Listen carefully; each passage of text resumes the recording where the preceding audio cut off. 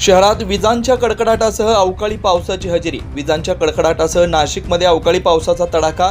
रस्ते जलमय, ट्रॅफिक कोलमडलं। नाशिकमध्ये पावसाचा तडाखा।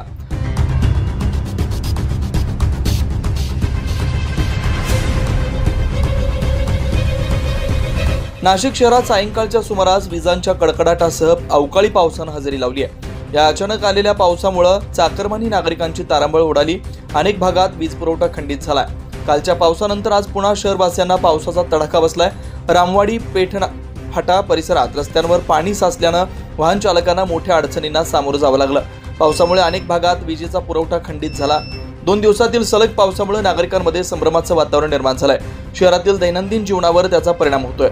पावसामुळे हवामानात गारवा निर्माण झाला असला तरी सततचा हा अवकाळी पाऊस नागरिकांच्या दिनक्रमात अडथळा निर्माण करत असल्याचं चित्र आहे। 9 न्यूज महाराष्ट्र ब्युरो, नाशिक।